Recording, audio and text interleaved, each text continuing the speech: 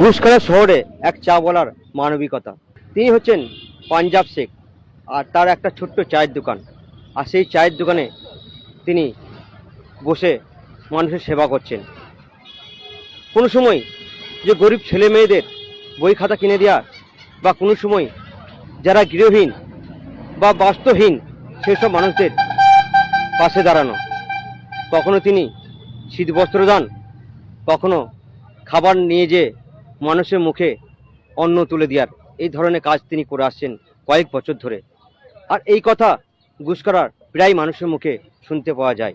আজকের দিনের একটা বিশেষ উদাহরণ, মানবিকতার উদাহরণ। এরকম মানুষ আজকে পাওয়া খুব দুষ্কর ব্যাপার বলতে গেলেই চলে। তো আর একজন খুব ভালো মনের মানুষ।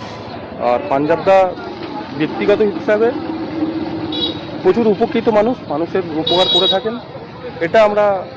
এটাকে সাধুবাদ জানাই, যেন আগামী দিন আরও কিছু করতে পারে পাঞ্জাবদা। এর জন্য আমরা আগামী দিন চেষ্টা করবো যে পাঞ্জাবদার পাশে থাকা। আমার একটাই কারণ ধরাবার, একটাই হচ্ছে মেন উদ্দেশ্য। আমরা এত শীত, প্রচন্ড শীতের মধ্যে আমরা নিজেরাই অনেক পোশাক পরে, মোটা ধরনের পোশাক পরেও আমরা থাকতে পারছি না। আজকে অনেক জায়গা থেকে দেখছি অসহায় মানুষরা, কারো গায়ে দেখছি একটা হয়তো কাপড়, কেউ দেখছি একটা জামা, এই পরে অসহায় মানুষগুলো ঘুরে বেড়াচ্ছে, দেখে আমার প্রচন্ড কষ্ট হয়েছে। তাই আজকে আমি সেই মানুষগুলোর পাশেই দাঁড়াবার চেষ্টা করছি।